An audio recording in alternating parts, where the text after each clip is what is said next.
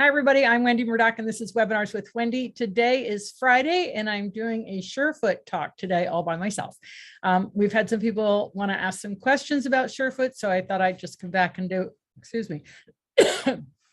another webinar and answer those questions. And if anybody has any questions, and if you're watching this later on YouTube and you have questions, just go ahead and type them in the comments. I'm more than happy to answer them. And that's a great place if you're watching this webinar after the fact. So hang on a sec, I got a little cough.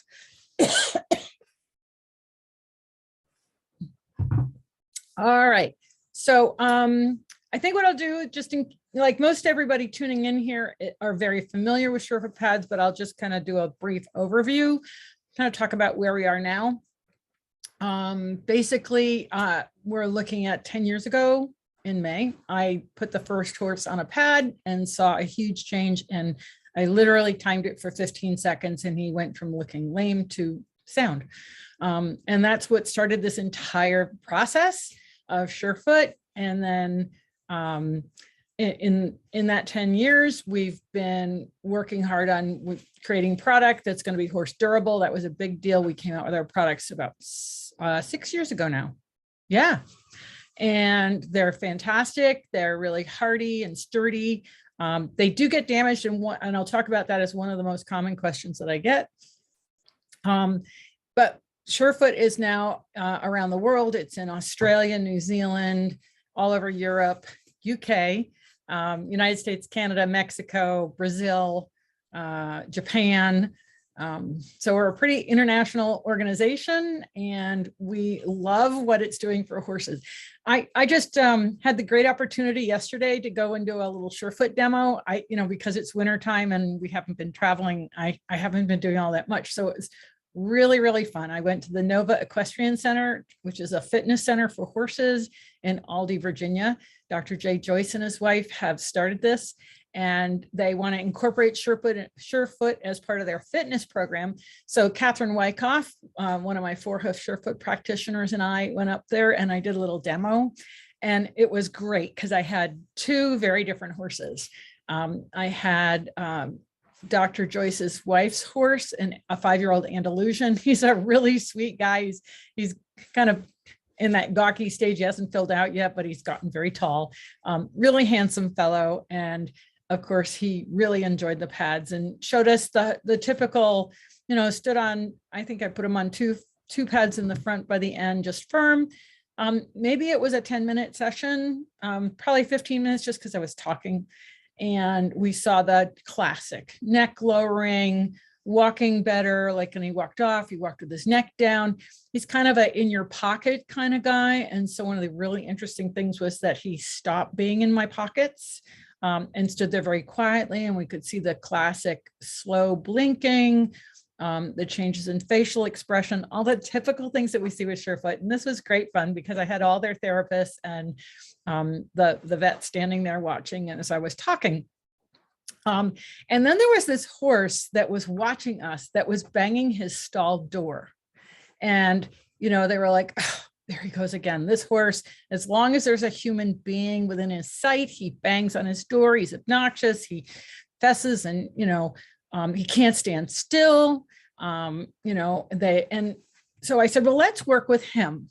And I'm so glad we did, because we brought him out. And when I looked at how he stood, I was like, does he always stand that way? And he was standing with his legs in, 4 different corners. And they said, yeah, it's kind of typical, and he doesn't really stand still. And I was like, wow, well, I explained how when I see these horses, we typically want to talk about their behavior as, oh, that horse, he's just a pain in the neck, or, oh, that horse, he's obnoxious, or, oh, that horse. And I think we do that because we don't have a solution to the behaviors, right? So when we have a horse that's what we think of as badly behaved or obnoxious, or, like him banging the stall door to get our attention, we tend to think of them as just badly behaved, but we tend not to think about why is he badly behaved. And so I love these horses because I brought him out and I talked about Robin Hood's description of fooling around as domesticated flight.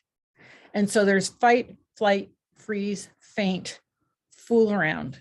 And that's really how I look at these horses now, that they're not okay. When we think of sympathetic, parasympathetic, and we think of the vagus nerve and the am I okay, these horses that are what we call obnoxious, they're often not okay. But we get distracted by the behavior instead of looking at, why is this horse doing this? And so I started to describe them my idea about how these types of horses typically aren't well grounded, they're not well balanced. And just looking at the way he stood, I was like, is this typical? And they're like, yeah, this is how this horse stands. It's like, great. So I started, I'm pretty sure I started with a half physio pad, put it under his foot, and he stood there and he got quieter and he stood and walked him off. And we did this a few times. And then I switched to firm. I didn't really feel like I needed to go to hard. He showed no negative reaction to the pad. In fact, he instantly was curious about it.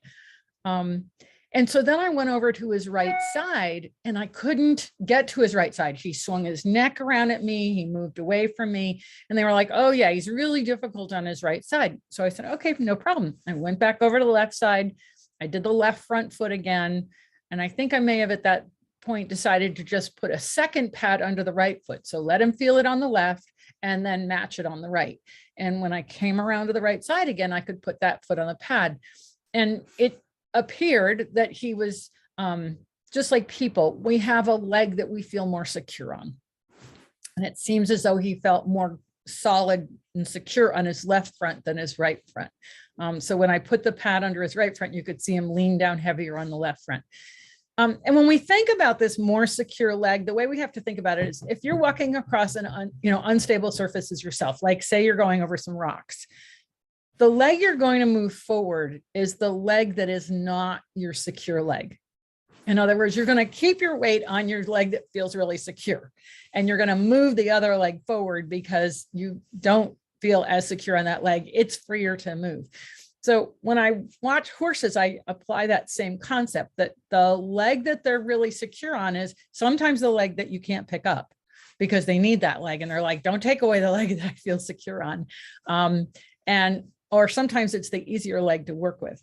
In this case, it was just really obvious how uncomfortable he was on that right side the first time I approached. So when I did the pads under both front feet, this horse stood. And what we noticed is that when he would walk away and come back, he was standing more square. In fact, he was standing square behind. And then when he came back, he was standing 4 square. And we maybe did 10 minutes. And that's total time. That's standing on the pads and going for a walk and coming back. We were working in a barn aisle, nice big open barn aisle, nice place to work. It was fairly comfortable because it was cold last night. And they couldn't believe how quickly, not only did they see him stand square, but also how the behavior stopped. He stood there, he wasn't fussing, he wasn't trying to move, he just stood quietly. And like I said, I maybe did about 10 minutes with him because, one of the questions I get for people, one of the things that is hard for people to understand is the duration. How long should a horse stand on pads and how long should a session be? So I'll talk about that in a moment. But with this horse, maybe 10 minutes, maybe 15 minutes because I was busy talking to everybody. But during that time, he wasn't always on pads. And then we put him back in his stall and we were still standing in the barn aisle. So I looked over and at one point he was banging his knee on the door again. But we didn't respond to that. And then I just waited and I looked over and the next thing I saw the head coming down. I saw the deeper eye blinking and then he moved away from the door. And then at one point I couldn't see him. I was like, did he lay down? And she says, no, he's standing against the other wall. So we did not change our behavior. We did not leave the area. And in the past, as long as there was a human being in that space, he would try to get their attention. But after this 10 to 15 minute session, he went back in his stall. Yes, we saw a bit of the behavior, which is totally expected, right? You don't ask a chain smoker to quit smoking and not want a cigarette.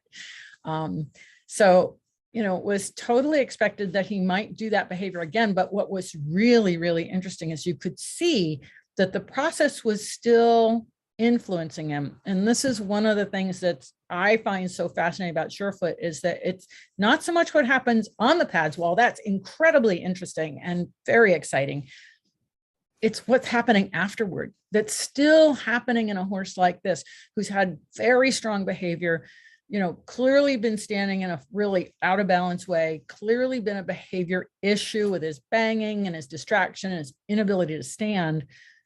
And in that short period of time, go back and go quiet and in the stall, and you forgot he was there.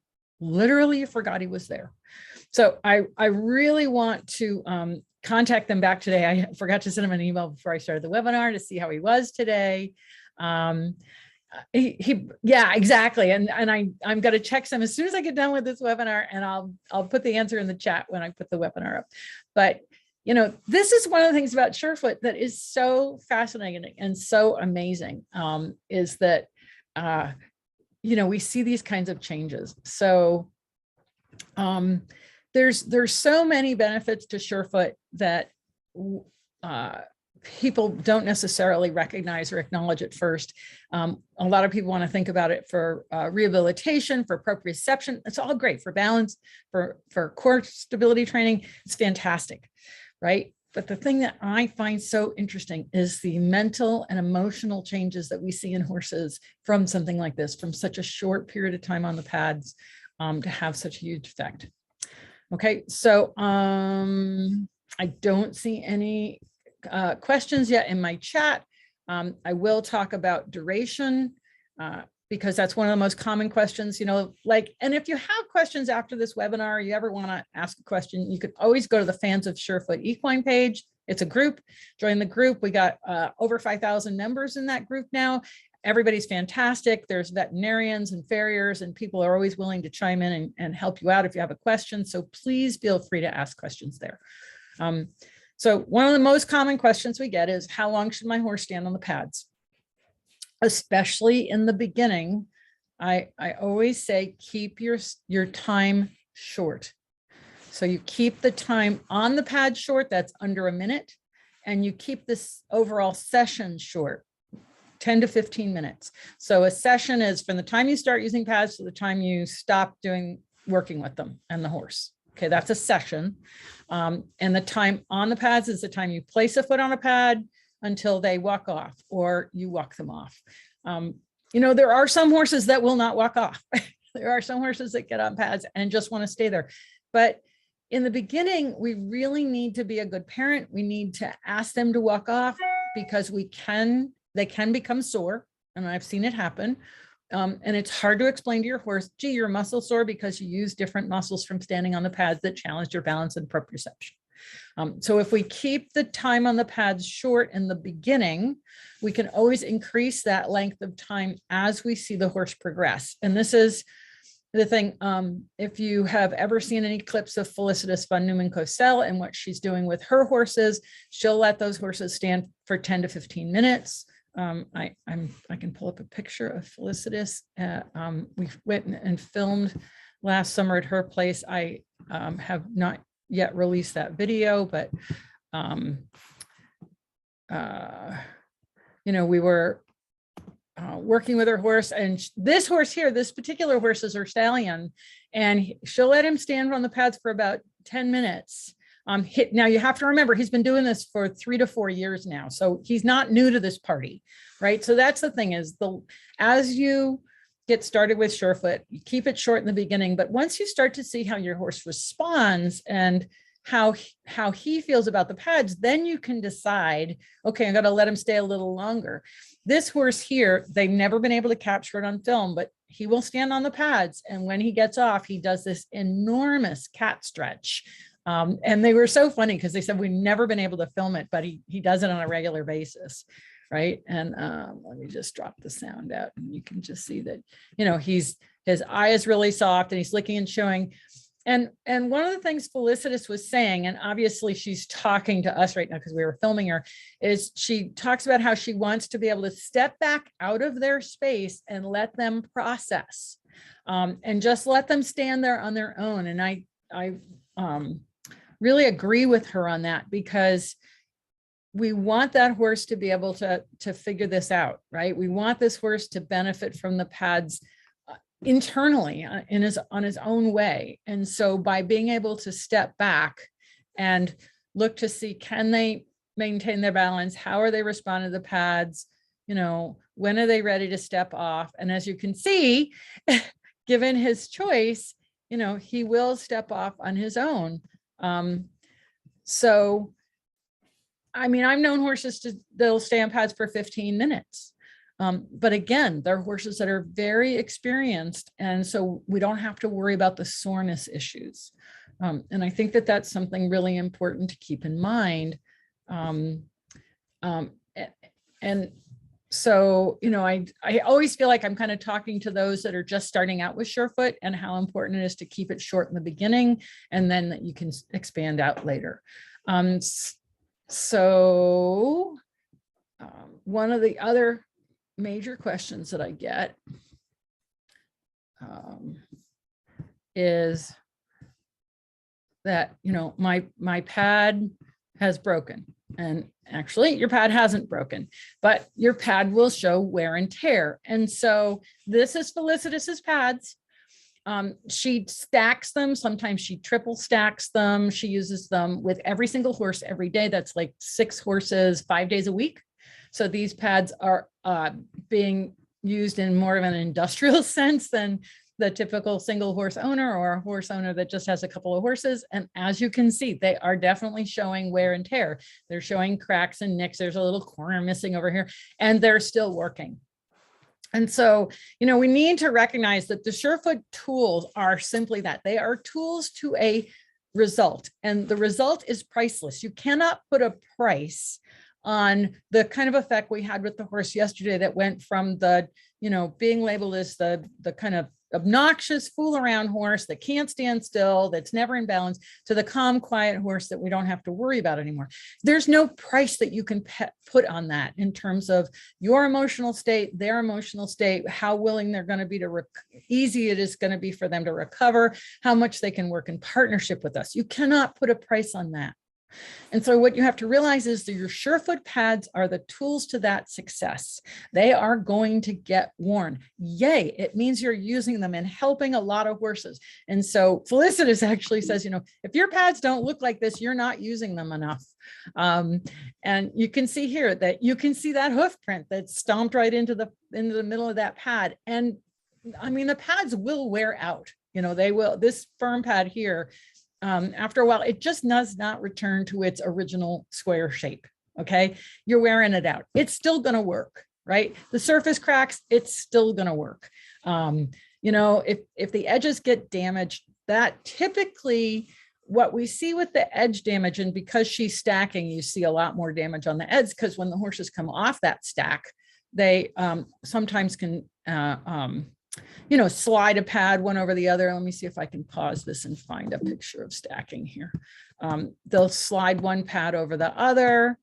For the video, I didn't want her to show stacking because it was just more of a beginning, but I'm sure I have a picture here somewhere. And I put you guys on pause so you're not living with my crazy photo search here. There's a little bit of stacking. But you can see here, she's got the horse stacked too high. Okay. She sometimes stacks 3 high. That's really tough on the pads, right? That's going to really put them through their paces. And that's where you typically will get more damage because the horse will slip off the edge or catch it. And, you know, we have to realize we are talking about a foam pad. It is, oh, here's another stacking picture I can show you. They need to be soft to work. Like in our process of making Surefoot pads, we made pads that would not get damaged, and they no longer worked. So it wasn't going to do us any good. So please remember that your pads are going to show some wear and tear. That doesn't mean they don't work, and it doesn't mean they're broken. It simply means you're using them and you're putting a very large animal on a soft surface that is designed to give, and therefore is going to show wear. If anybody has any questions about that, and you want me to talk about that more, just pop that in the chat. I think the people that are on here right now recognize that. And, you know, when you think about the cost, like, you know, now you think about the cost of a set of shoes, it's like $130 to $260 a month. And we're talking a pair of Surefoot pads, you know, that are going to last years. We literally have, I saw some pads at Otterbein University that they got 4 years ago, and they don't really have any marks on them, and they are using them. So damage can occur very randomly. Like I said, those pads, no signs of damage whatsoever. The most common time I think that a pad get damaged, and when I get emails complaining about it, I think it happens in the beginning of the horse's experience in Surefoot. In other words, you put their foot on a pad or two, and they don't know what to do with this, and so they move their feet, they step on the edge of the pad, and they cut it or tear it. It's one of the reasons we make the pads the size that they are, so there's plenty of working surface. If the edges get a bit banged up, no big deal. You still got lots to work on. And as you can see with those other pads, they were still working fine. So I think from just kind of, you know, the comments that I've seen coming in, and when they come in, it seems to me that the most likely time that a pad's going to get damaged is early on in the horse's experience of being on an unstable surface, or when you're stacking them.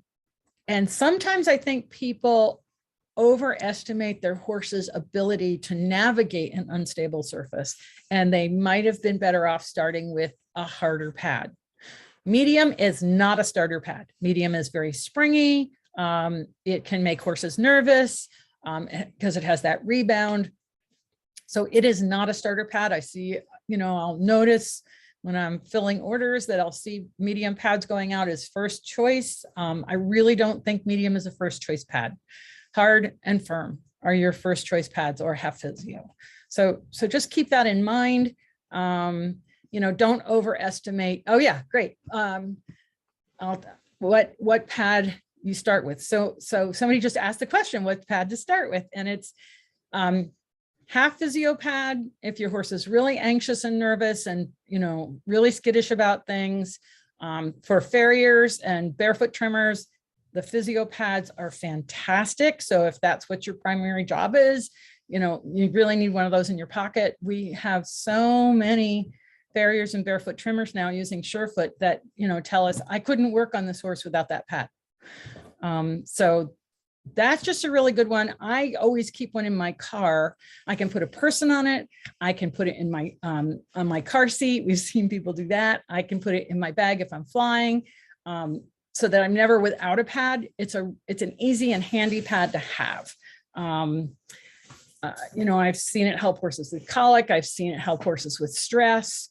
And so if I had just one pad I could take with me, I would take a half physio pad, just because of its ease and its size and everything. When you're starting out with your horses, your choices is hard or firm as your first choice pad after the physio pad. You choose hard when your horses are unfit, nervous, anxious, flighty, question new things, have health issues, anything that's not okay. It'll do the job. I started out with the half physio pad with both those horses last night, even though the gray horse was totally okay. I just wanted to show everybody the process, and we could already see a change with the half physio pad. Okay. So hard is 2 inches of the same material as the top of the half physio pad. So the half physio pad is an inch of hard and a half inch of medium. So it has a little bit of softness. You can flip it over and use the softer side. Hard is 2 inches of the same material. Hard slant is the same material in an angle. So like last night, it was cold, and the hard pad will get harder in cold temperatures and softer in warm temperatures, but it still does its job. And it was really interesting to watch the gray horse on the hard pads, because as the warmth of his foot and his weight was on the pad, the pad started to give, and you could literally watch this horse melt. It was really cool. And so, you know, here's a calm horse, and I still started with hard. But typically, if the horse is really calm, takes everything in stride, doesn't have any health issues, you know, is okay with things, you can start with firm. Okay. So somebody's asking about horses with snow studs or snow and ice during the winter time. The pads seem to hold up fine. Last winter, we have somebody in Norway and they were concerned. And so we made another pad with a different type of top, but it changed the texture. So it made it a stiffer pad than what it was. But what we found is that again, the physio pad and the hard are going to be the best for that. They're fine. You might see little indents. I've seen some little, what does more damage is women in spike heels. I had a woman at AAP stand on the pads with spike heels and she poked a hole in my pad. But with the horses, it doesn't seem to be as bad. And we've had people use the pads with borium on their shoes. That doesn't, again, seem to be a problem. So we thought we might have to make a winterized pad, but in the end, we don't. We had one person take like vinyl, like the vinyl curtain material that you have to block the flies from coming into the stall. She put a piece of vinyl over her half physio pad to protect it. It was fine, but we just haven't seen damage from the winter shoes to the degree that would warrant us to be concerned about it. Okay. Do I ever loosen the noseband to let the horse have a free jaw? Well, a lot of times we work in a halter. So that's a lot of times, I like to start the horse unmounted. And yeah, I will loosen a noseband. I will make it so the horse can move his jaw around a lot more. So absolutely, good question. And on that topic, I prefer a flat halter and a regular cotton lead or rope lead as opposed to a rope halter or a lead with a chain. Why do I prefer a flat halter? Because the rope halters have so much momentum. If you move that rope, if you know anything about acceleration of force, the heavier the rope, and when you move it, it has a big swing factor. And so you could be putting pressure on the horse's nose or different parts of his head from your rope halter inadvertently. And we want these horses to be able to relax and lower their head down. So if they go to lower their head and that rope halter moves a lot on their face, it might disturb that process. So I prefer a flat halter and just a regular lead shank, just a rope lead. It's not always possible, and sometimes people don't have that available.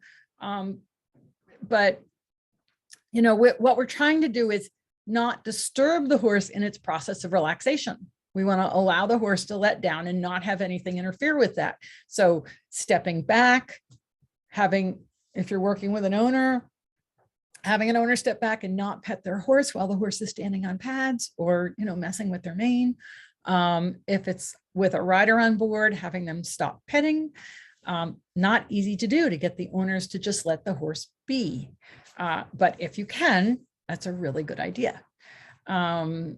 Somebody said, good to know, I prefer flat halters in both cases and take my own with me with an extra. That's an awesome idea, Moy, because, it's just a lot of horses, they're so reactive to that rope halter because they've had it shaken at them and they're going to react upward. And we really want to be able to let these horses let down.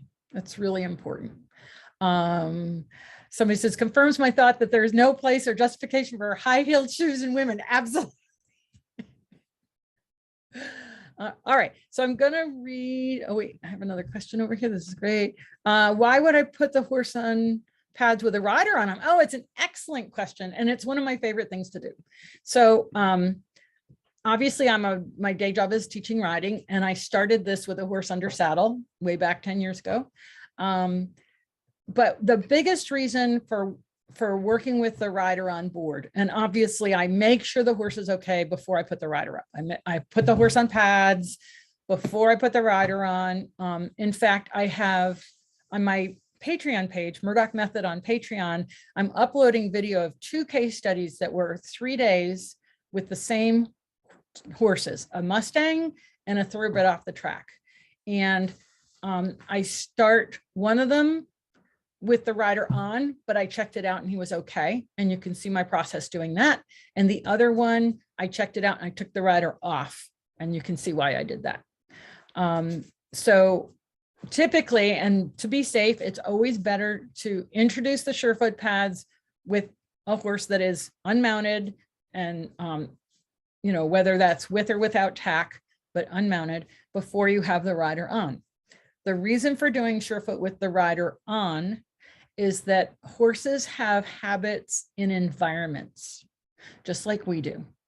So, you might be one way when you're around your boss and another way when you're with your coworkers. I always say, what do you like when you visit your mother? And what do you like when you visit your friends? So you visit your friends, everything's great. You have a drink, ha, ha, ha, you have a good time. And then you have, a mother who might've been really strict and wants you to sit in good posture and, not talk while you're eating, all those good things. And so when you get around your mom, you have a different set of habits. They're environmental. So, when we're working with a horse and we're in the barn or he's untacked and he's relaxed, he's going to show us one thing. But the minute you put that tack on or take him into the arena, he may have habits to the equipment. It might have caused him pain in the past. He might have habits to the arena. There might have been a trainer that he, was not nice, or an environment where there's something spooky and scary. And so when we work with the rider on board, we address the habits of being ridden. We address the habits of the balance of the horse under saddle. And more importantly, we address the rider's habitual beliefs about their horse. So how many riders do you know that say, my horse always, fill in the blank, falls through the shoulder or shies at that corner or doesn't like picking up its lead or whatever. And those habits may not be, or those patterns may be habits. They may not be a physical problem, but they may be a habitual problem, whether the saddle didn't fit in the past or the horse had really bad teeth and was ridden in a bit that was uncomfortable, just like us.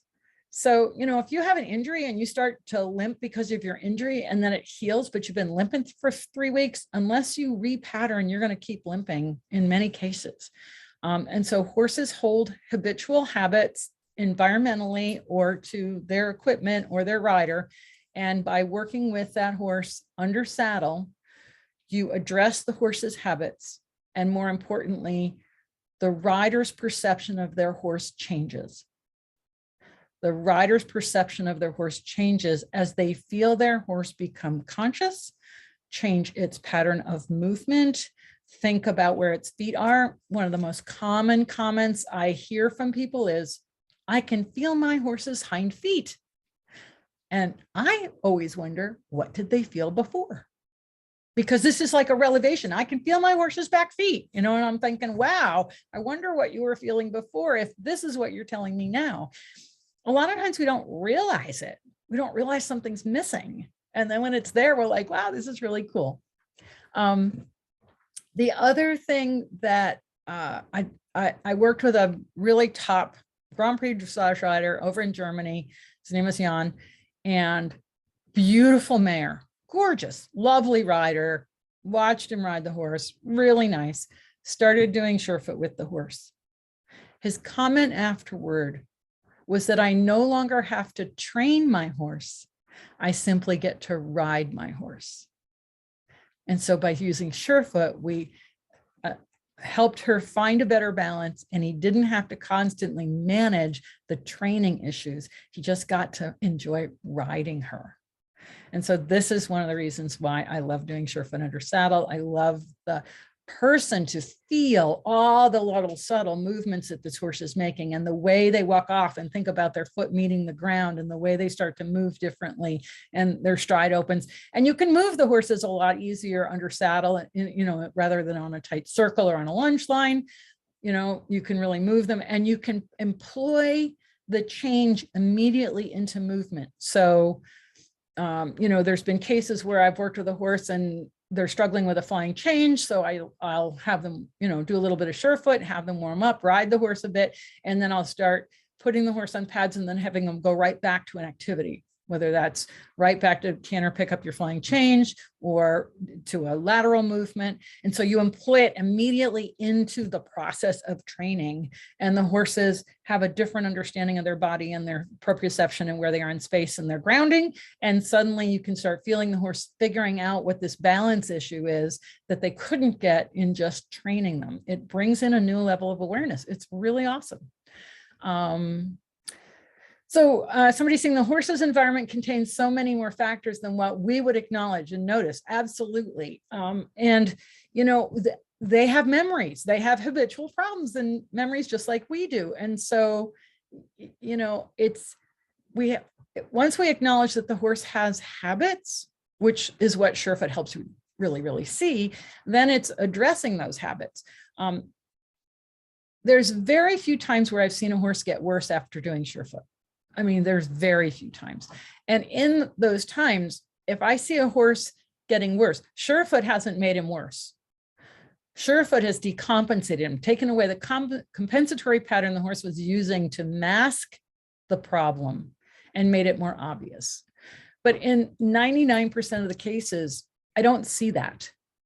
What I see is the horse just improve, which tells me that what we're seeing is a change in a habit pattern. Think of it as like rebooting the computer. And so if we're seeing changes in habit patterns, then really how much of what we deal with so many horses is a habit pattern that got set up somewhere and never addressed, and so never let go of to reset the horse back to normal. Like the horse I saw last night that was standing with his legs in 4 different corners and was the problem child. And the minute I started doing Surefoot, I mean, literally in 10 minutes, the horse is standing square, and they're like, we have never seen him stand like that. And with that change in stance, with that balanced stance, we saw a change in behavior. So it leads me to one of my number one tenets is that all behavior problems are balance problems. So all behaviors are balance problems, mental, emotional, or physical. And if you're physically out of balance, you're going to be mentally and emotionally out of balance, because, you know, you think about somebody putting a halter on your head and leading you while you don't feel in balance. And then they take away the 40-pound block at the end of the 3-foot lever on your neck that you swing around to adjust to kind of cope. And now somebody's got a hold of that and they're saying, but you have to keep your head over here. And I'm like, I need to put it over here because I'm out of balance. And oh, by the way, I'm falling. Controlled falling, and I'm falling over here. And now you're telling me I can't fall. That sets up anxiety. The other way to think about it is always leaning off a cliff all the time. And that sets up anxiety. So the more you work with Surefoot, the more you use the pads, in my opinion, the more you're going to see how much of what you see is a balance issue, right? Even if it's in rehab and you're rehabbing from an injury, you're still dealing with a balance issue because they've offloaded for the injured leg. And so it's restoring and resetting. Okay, so I'm going to ask Pat's question that she sent to me by email. She said, I purchased 2 Surefoot pads, medium and soft, after they were recommended for my 16-year-old appendix gelding with KS. I assume that's kissing spine. Following an evaluation at a university, his KS is grade 2 mild to moderate, and the pads were part of the treatment program to allow me to continue to ride him into the future. No competitions. He's my first horse, and I was 71 when I purchased him. I introduced the pads gradually to him last summer, first the front 2 and then the back 2. His response was to stay on the pads and sway a bit as he adjusted his balance. I had him on all 4 pads for a few days. Regrettably, I went out of town for 10 days, and upon my return, he wanted nothing to do with the pads. I continue sporadically to put 2 on the front, but he steps off them within a minute, sometimes less. How should I proceed? I'm riding him now, but also using Pessoa and Equine band 1 or 2 days a week. So his therapy is continuing. I have contemplated giving him an orange when he's on all 4 as a reward. He's very food motivated. I fear he may think he is finished when he gets the treat and step off the pads. I think my horse, our other horse, Liam, will benefit from using the stability pads, but I'm not confident in my approach of what I should do. Liam has a sweet disposition, so there's no naughty or unsafe behavior with the pads, and he is willing to have them under his feet. So Patty, the first thing I got to tell you is the minute you put a horse on 4 pads, it's a huge neurological input. And in my experience, if I'm doing a session and I put a horse on 4 pads, when I come back to put any pads under their feet, they're typically toast. They're like done. So 4 pads is a really lot of input into the nervous system. Not all horses can handle or are ready for it right away. I'm just saying that in that, sometimes we think the goal is to get the horse on 4 pads or to get the horse on stacked pads because we saw somebody else doing it or we've been told that's what we're supposed to do. But in some cases, that's an awful lot for horses and they're either not ready or it's too much. So I just want to say that I don't see it as a goal. Now, the way I use Surefoot and the way Surefoot is prescribed are 2 different things. For me, the way I created this, I'm a Feldenkrais practitioner, which is a type of body awareness movement so that you gain more possibilities of movement. And it's very Socratic. We ask tons of questions. And it's about exceeding finding our potential. Okay, so if we have repeated when we get out of high school, we have about 800 patterns of movement out of 5,000 possible ones based on our bones. And then as we start to do repeated things, we use less and less and less. And Feldenkrais helps us restore that movement. So Surefoot, my philosophy comes from the Feldenkrais method philosophy, giving the horse a choice. It's all about awareness. There's nothing wrong. And even here, there's nothing wrong. And so I know that in some cases it's being prescribed where you have to put the horse on so many pads and they have to stay there for so many minutes.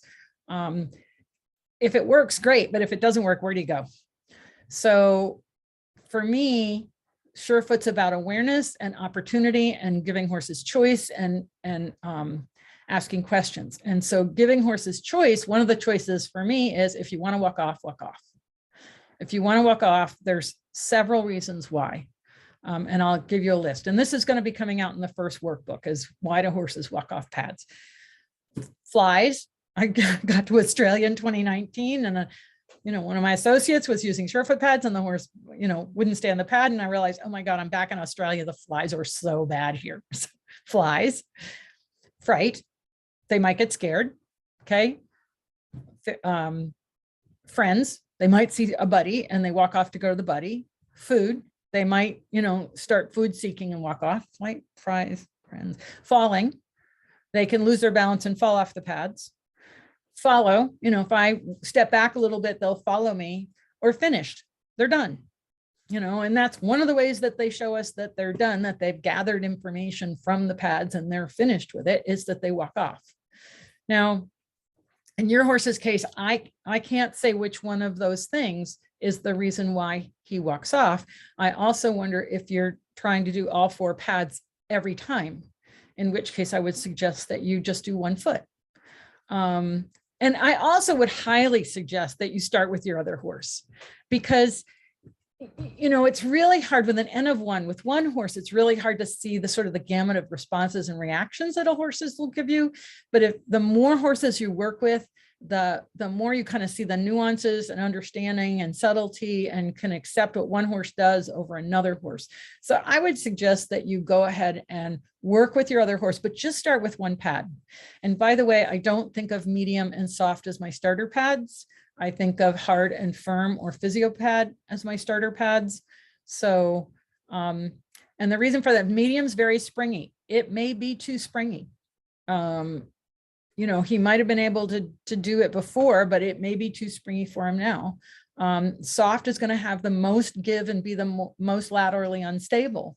So in your little collection there, I'd really like to see something, either a half physio pad or hard or a firm pad, to just have something a bit more stable. I can't say for any certainty why he won't do it now. I don't think you going away is necessarily the cause. I'm just wondering how much choice he had when you were working with him, and if he had choice to walk off. So, if he didn't, maybe now he's kind of like, well, I didn't have permission before, and so now I don't want to. I'm just guessing here, okay? But that's where, if you start with your other horse and just start with 1 foot and 1 pad and really break it down and not be in a rush to get to 4 pads or any length of time standing on them. I think that you'll find when you change your perspective, you will see a different response in your horses. So we had one woman on the fans page one time, she had it must have been a GoPro, and she put it on time lapse, and she showed us working with her horse in the barn aisle, and the horse wouldn't stand on the pad. And I can tell you, just watching that clip, it was, to me, there was too much expectation and demand. He won't stand on these expensive pads, as opposed to offering, would you like to stand on this pad? And when the horses sense that there's more demand than offer, sometimes it sets them off and they're like, no, I don't want to do that. Just like people, just like me. If you kind of push me in one direction, I'm very Scottish and I push back. So I would suggest that you work with your other horse. Just start with 1 foot and 1 pad, and just, make it 5 minutes of fun, right? And then come back the next day and see if he wants to do that again. And let the first horse watch. Let him watch. We have many stories about somebody going to work with a horse, and the observer horse would come over and put himself on the pads because they were on the ground, or let down just as much as the horse that was on the pads. And yes, I get that the reason they've been recommended is for core stability and proprioception and rehab. However, if the horse is not relaxed on them, I don't know how much of the benefit you're going to get in that direction.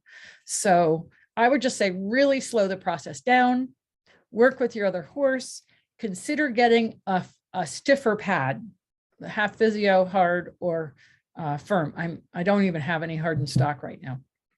I've been dealing with supply chain issues. But just start there and really slow down, and just think about what you see in your horses when you work with Surefoot, as opposed to what they should do when they're on the pads. And hopefully that'll help you a lot. And if you have any more that you want to add to that, just pop it in the chat there in the Q&A, and let me know if that answered your question, or if you need any more help or guidance there on that one. Okay. All right. So what other questions do we have here? Anybody? No. I'll give you a second. In the meantime, I'll go looking for some fun video. Okay. I always like watching Surefoot video. Let's see what I've got here. Oh, this was a really interesting mare. This was a test.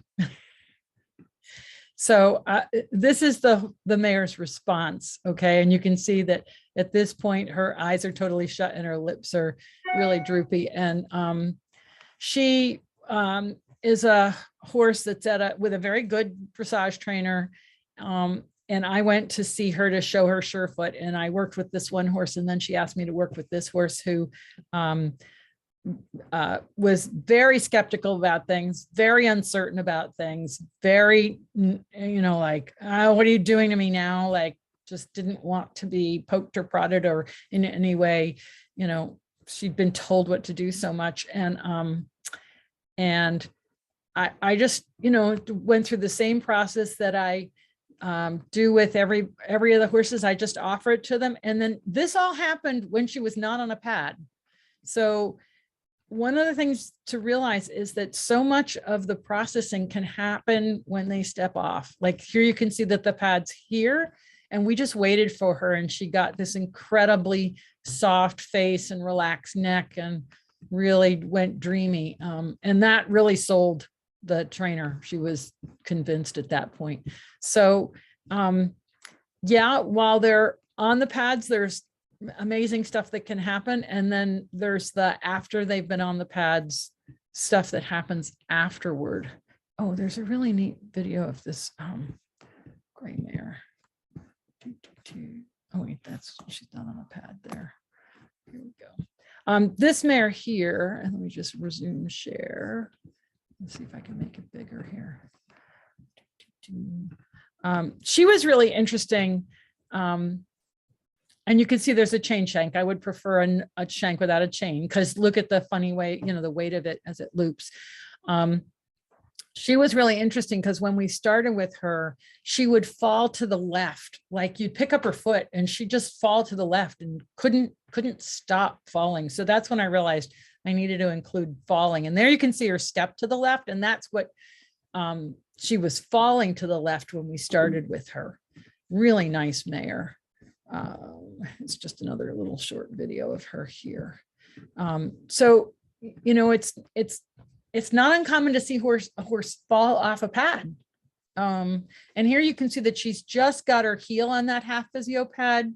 And while there was no damage from this because the footing is soft and everything, if you're on a hard surface and they're half on, half off, this is where the edges can get damaged.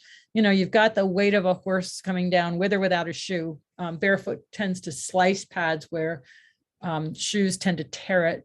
You've got that weight coming down. And when you have that change in surface from foam to hard, that's where you can get damage, right? But you can see we've got that nice closed eye, that dreamy look, and she's barely got the back of her foot on that pad. So again, it's not necessary for her to stand with her entire foot on the pad. Here's an interesting way to use the slants.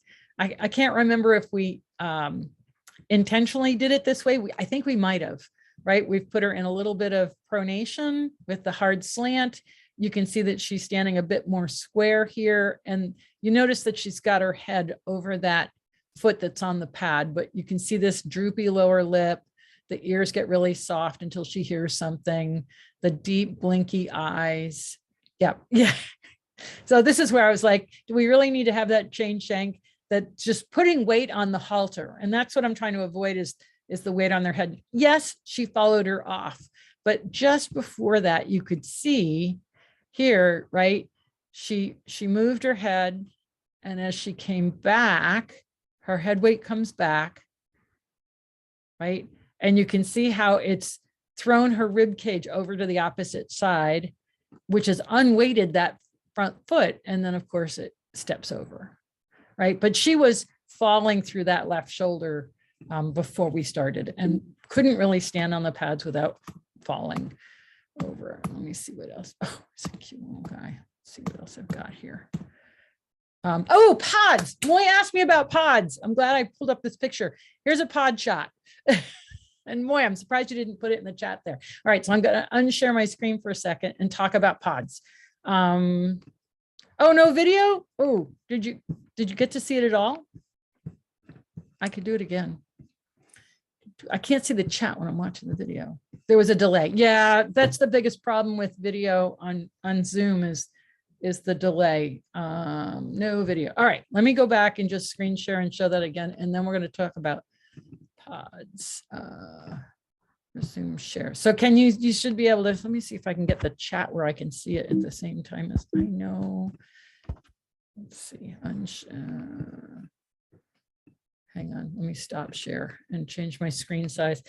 I'm on my laptop, so when I have video open, sometimes I lose the chat.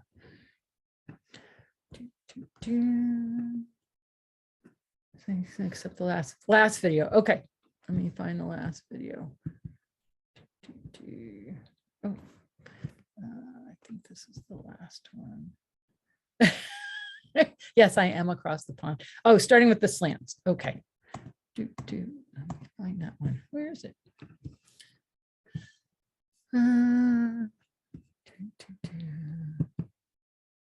That's the half physio pad. Oh, there's the slant. Okay. Share screen.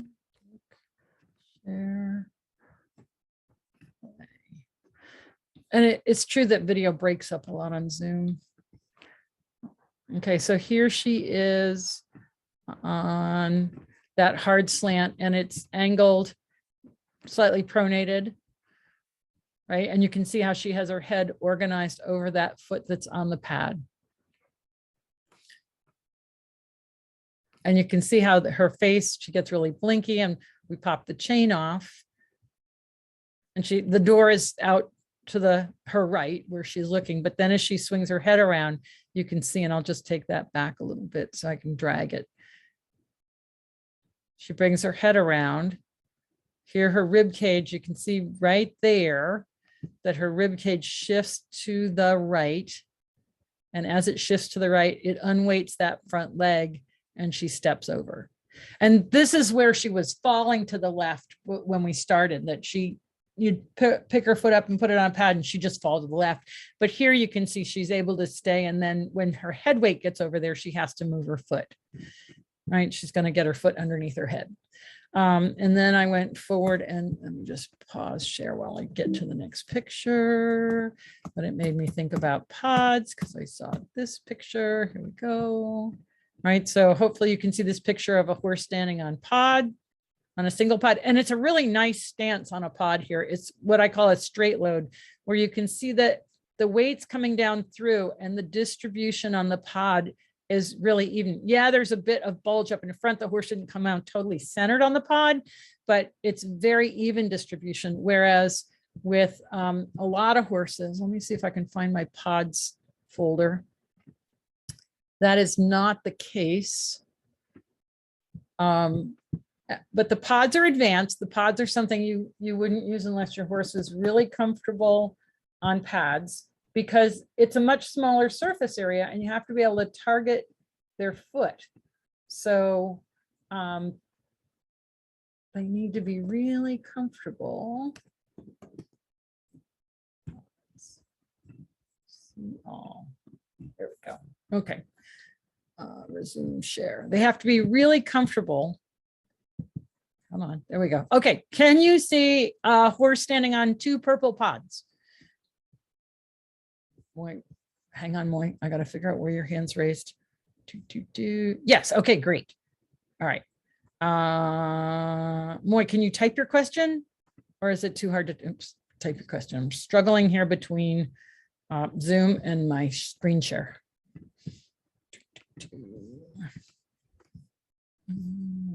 So while we're figuring out if Moy can type in her question, what you can see here is how the horse is standing in terms of the pattern.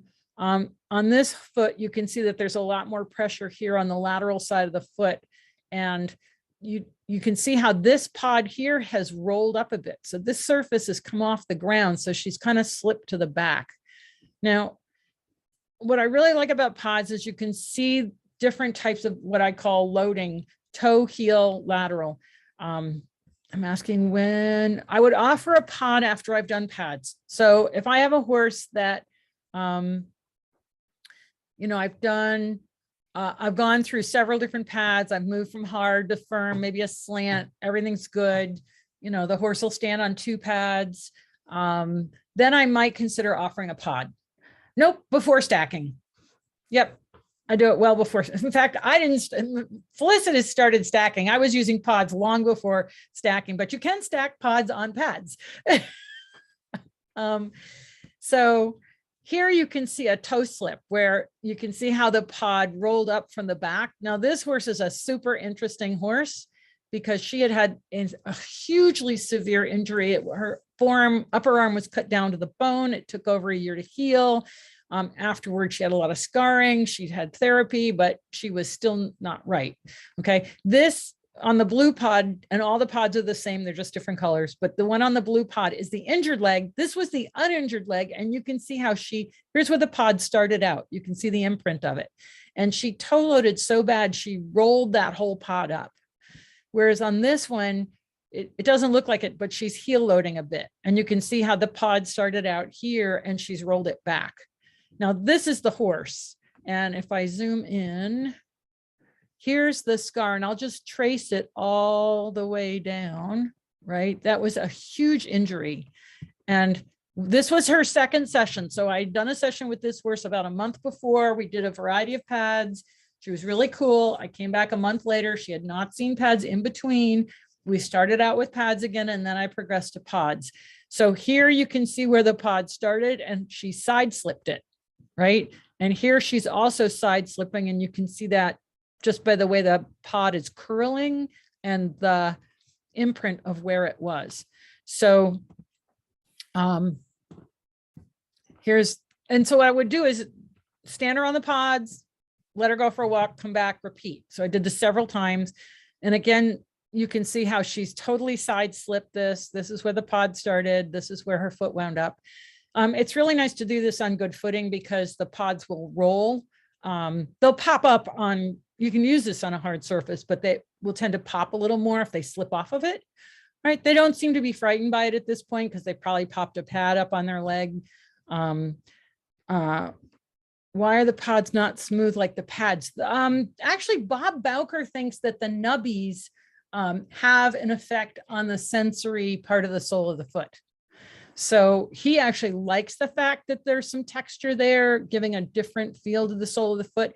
And they're also air filled, so they're going to push up into the foot rather than give to the foot. So it's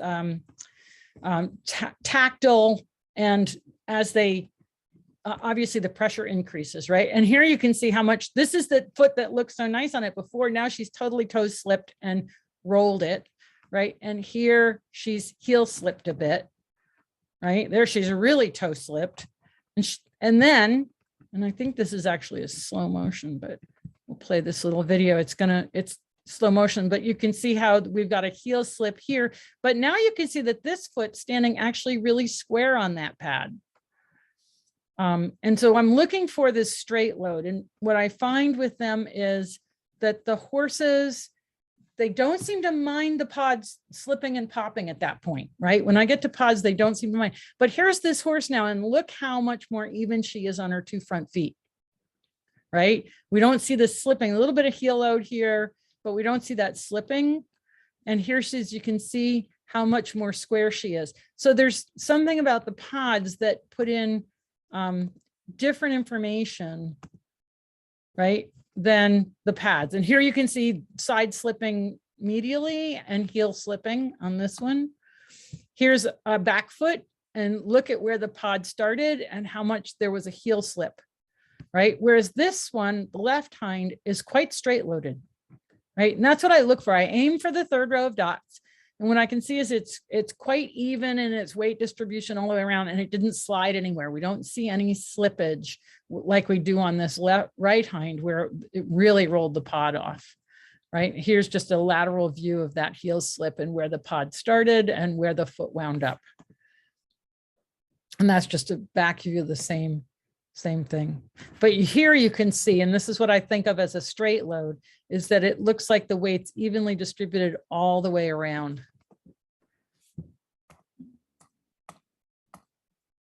Okay, and here's this same horse, and now we have a toe lateral slip with this right hind and a heel slip with the left hind.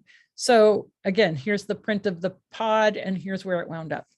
So they just, it's fascinating to watch how each time you place them on the pods, that things will change, and you can really see them. I'll just I'll share this one. So here now, you can see he popped off of this pod, but look at how squarely he's standing on the right hind.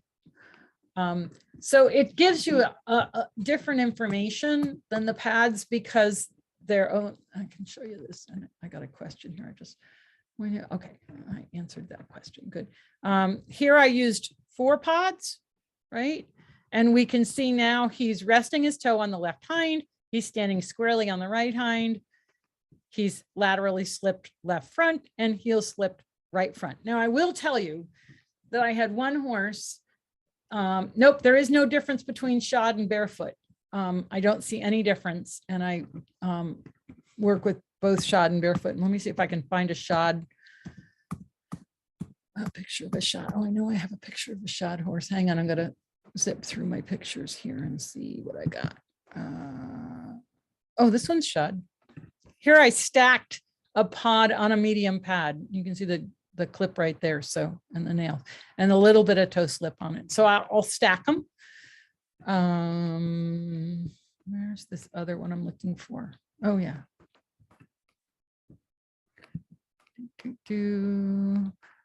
Here's another shod horse, but this horse is super interesting because he was seriously high-low. And that's what I mean by seriously high-low. And we'd already worked with him with pads, using different pads. He was familiar with the pads, but you can just see this wicked toe loading here and then into the heel and how the pods really show that. I did a couple different combinations of things, let him walk, came back and just repeated the pods again. And then where is my favorite little video of this horse? But already you can see how much more even he is here. And, you know, this is, maybe we worked with him a half an hour. I have a little video. Where is it? Here it is. So what's really interesting is if you watch the pasterns in this video, and you can see how the pastern angle is changing. He's swaying back and forth. I'm going to just drag this rather than let it play, because I know if I drag it, it always comes out better on Zoom. So you can see how he unloads the right front, loads more into the left, and then he switches and loads down into the right. And so you can watch the pastern angle change. Let's see if I can keep dragging this. Yep, he's just right there. He went from right to left and then back to the right. And so the pods are just different. You know, it's really fun putting people on pods and watching them, because sometimes they really struggle with them. Other people really love them. Here's just another angle of that same horse on these pods. So it's a different kind of input. But of course, like I said, the horse has to be, you have to be able to target the foot. I hold on to the cannon bone and fetlock, pick up the foot, drop the pod where the foot was, and then aim. But there's some horses, when you're coming down with that leg, as you're coming down, you just have to let go, because they don't have any mid-range. So you'll feel horses, they'll have, you know, range where they've closed their joints, flexed everything, and then they get to a certain point of extension and they have to slam the foot down, and you just let it go. There's no point in holding on to it. You're looking for, when you pick up a leg, you're looking for an ease, not a heavy leg, not a light leg, but a sense of ease that you can pick it up and you can put it down and there's a full range and you don't have any like drop or tense. And that's what I'm looking for every time I pick up a leg. I'm always kind of checking out the quality of the leg as I lift it. So the first workbook, which I'm hoping will be out by the end of January. I'm not sure because my layout person ran into a delay, but I'm hoping we'll be able to have it out by the end of January. It's going to cover, you know, getting started with Surefoot, the 7 Fs, different horse personalities or temperaments, I mean, and just, you know, some checklists to help ask you some questions. And then I'm already starting to work on the second one, which is going to take you a little more into observation, working with more than one pad, and that sort of thing. And ultimately, the idea is to have a series of workbooks that will take you all the way through pods, through stacking, through, you know, other different things that you can do with your horse with Surefoot. But of course, we all have to get started with that and make sure the horses are relaxed and happy and comfortable with the idea and enjoying it. And yeah, I know it's like a big process, but we're really excited about it. So if anybody has any more questions, I'm happy to answer them. This is your last chance. We've kind of gone over a little bit, but I know you guys don't mind. So I will say that we've been in a bit of a supply chain problem since last July. The company that makes the glue that we used, 3M, ran out of glue and promised us glue and didn't provide it. That, in fact, we never heard anything from them anymore. So my husband and I, Brad, we've been scouring the countryside. We found a glue that works. We're back into production. We're slowly building up our inventory. So we're still back ordered on a couple of items, but you know, we'll just keep cranking away and getting back into production and hopefully resolve these supply chain issues like everybody else is dealing with at this point in time. And in the meantime, I'll let you know as soon as the workbook comes out. And I hope you're really enjoying Surefoot and it's bringing great comfort to your horses. I want to thank everybody for joining me today. It's always fun to talk about Surefoot and share that with you. So have a great weekend. We are headed in for a snowstorm. They're talking anywhere from 5 to 8 inches of snow in Virginia. That's kind of a big deal. They've already brined the roads and it's Friday and the storm isn't coming till Sunday. But that's okay. Preparation is a good idea. So thanks for joining me. Have a great weekend and we'll see you all next week. Take care. Bye.